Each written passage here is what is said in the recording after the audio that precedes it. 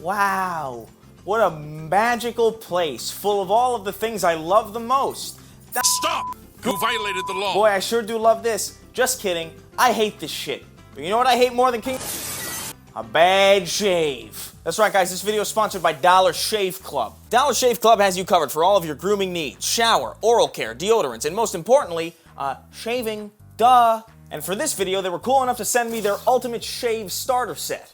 And of course, that comes with a premium, weighty executive handle and some blades to go along with it. 1 ounce tube of Dr. Carver's Prep Scrub. That helps exfoliate your damn skin. 1 ounce tube of Dr. Carver's Shave Butter, transparent for a more precise shave. I'm gonna go ahead and break the script here. I actually looked for different kinds of shave butters that weren't this, and they all sucked in comparison. This shit's really good. I would cook with this shit if it was edible, honestly. I'm not even kidding. And of course, you can't forget the 1 ounce tube of Dr. Carver's Post-Shave Dew, which helps provide hydration and relieves on contact. And right now, you can get their Ultimate Shave Starter Set for just $5 by clicking the link in the description. And after that, the restock box ships full-sized products at regular price. And guys, come on, I don't know if you know this, but there's still a zombie apocalypse going on. People are making cyberpunk breathing apparatuses like it's some kind of dystopian hellscape, all right? You don't want to waste a trip to the store just to get your hands on shaving equipment when you can get it delivered to you right at your door. So come on, what are you waiting for? Help support my channel by going over to dollarshaveclub.com/raygun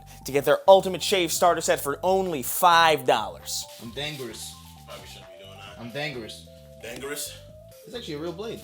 Yeah, no. Please don't. You be doing me a favor, honestly. Hey, bada bing, bada boom, man. It's me. You wasn't expecting that, was you? Well, guys, it's a brand new year, and you know what that means. It means all of the problems that we had back in 2020 have officially become non-canon. Had a bad breakup? Don't worry about it. Give her a call. It never happened, I promise. Your most anticipated video game launched in a pitifully broken state? Check again. It runs at 124K on PS Vita now. God damn, Keanu. You look so good. You look so delicious. You suffered through a pandemic?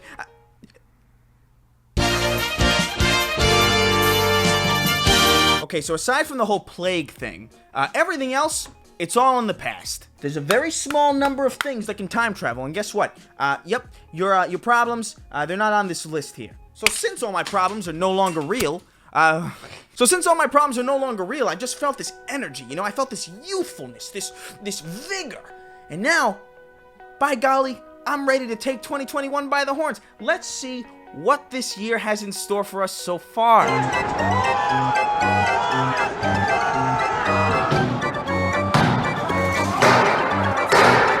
Oh.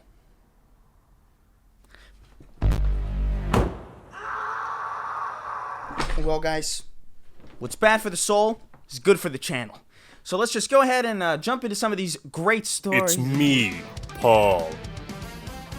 I'm back from the dead, and I long to tell you my adventures. You died? Didn't you wonder where I was? No. I didn't think of you a single time.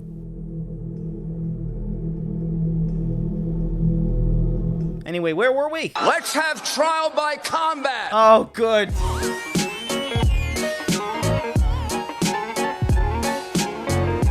Yeah, so not even 1 week into this godforsaken year, and we've already got some insane, wild nonsense to cover. So let's see, what happened on January 6th, 2021? Wow, let's see. Norman Reedus turned 52 years old. That was a big deal for him. A bunch of people stormed the United States Capitol building while Congress was in session in an effort to overturn a Democratic election. Death is the only remedy for what's in that building. Well, you need to stand up, and you need to scrap. Everybody in there is a treasonous traitor. I canceled my Netflix subscription. I'm more of a Hulu guy now these days. Seriously though, this is a thing that actually happened. No, it was not a fever dream like most of us assumed it was. It wasn't viral marketing for National Treasure 3 where Nicolas Cage has to steal Nancy Pelosi's mail to get a map to Atlantis, alright? This is a real thing. It's very, very fucking real.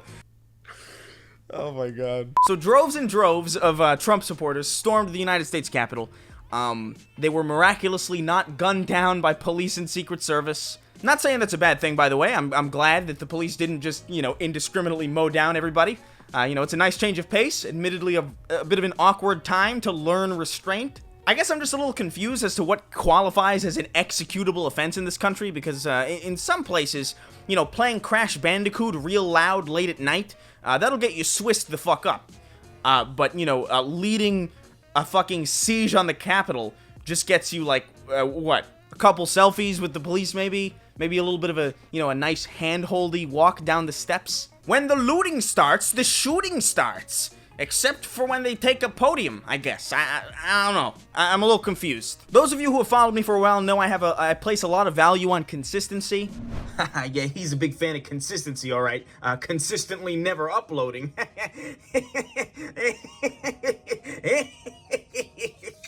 So this whole thing is really frustrating to me. Either shoot everybody or don't shoot nobody, all right? Is that too much to ask? I don't think so. Now, of course, just because an entire crowd wasn't gunned down by Secret Service or police doesn't mean there weren't very, very real casualties at the events at the Capitol this past week, which is where we run into a problem that I've run into quite often on this channel, and I'm gonna explain it to you. When I make these videos about current events, the primary motivator is to take something that's very silly and just sort of poke fun at it. You know, just have fun, have a goof, have a laugh, comedy. Whether I succeed or not, that's up to you, but that's the point. So how does one maintain a lighthearted tone and a good sense of, you know, comedy while talking about really grim situations where people have been murdered? It's usually a pretty difficult challenge for me.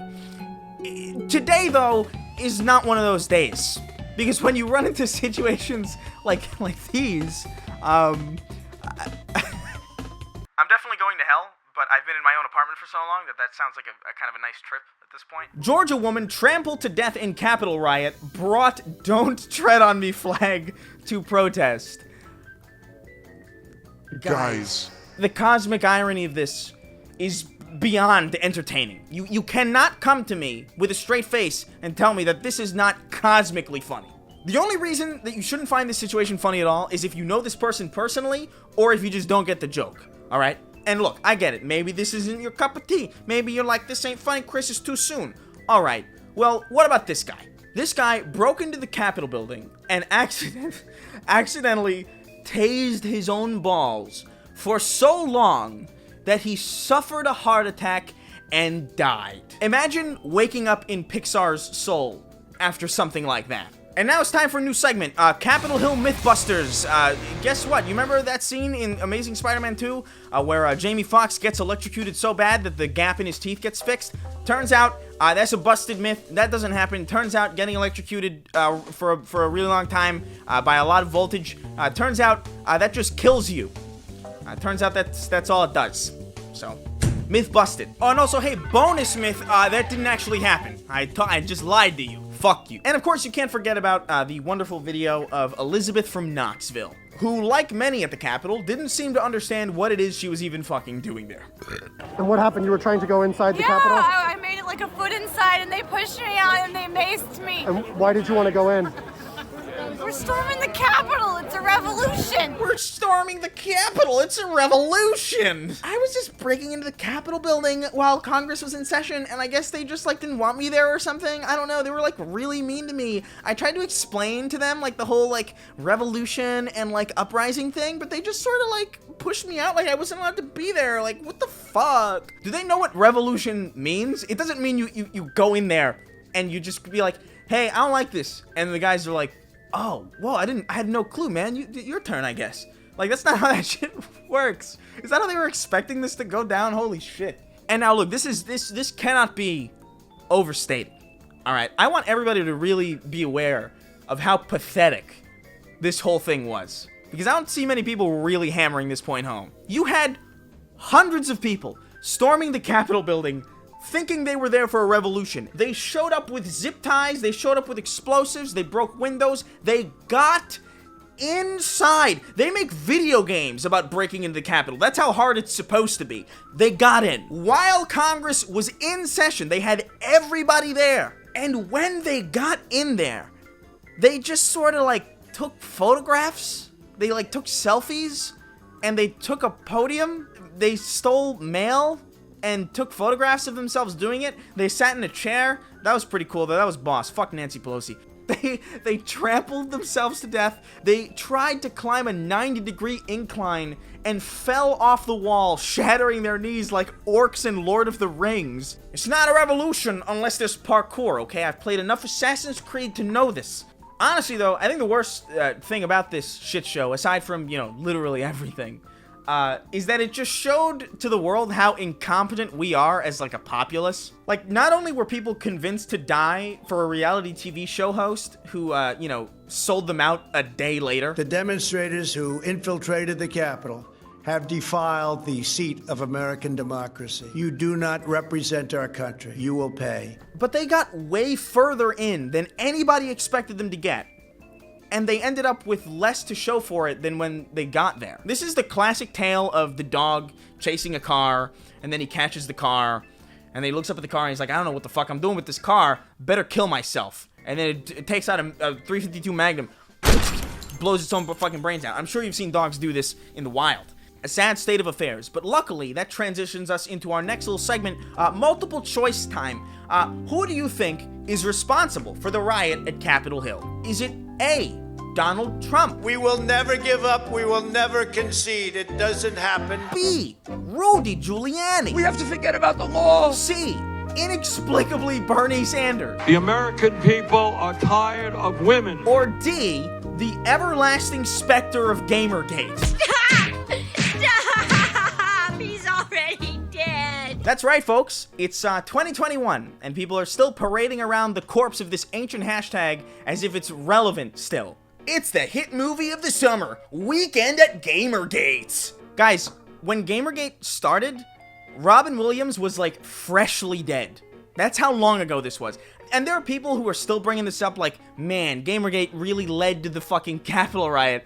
I really wish people would just let Gamergate be a dead meme at this point. Like, the fact that people are still parading it around is like a worthy cause to fight against. And the fact that there are some like real weird scragglers out there that still have it in their fucking Twitter bios, I cannot comprehend.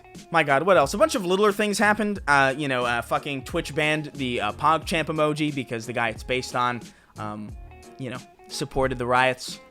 So, I guess you can't go poggers anymore. Pog is a slur. Trump got banned from every single social media site in existence, except for OnlyFans, which, that should scare you. Not because he got banned from everything, but because he can still go there. That's a safe haven for him, and hopefully not his asshole. Wow, Chris, I can't believe you're making fun of the fact that Donald Trump got banned off all social media when you pretend to care about big tech having too much power. As far as I'm aware, you can only hold one of those opinions at once. How dare you?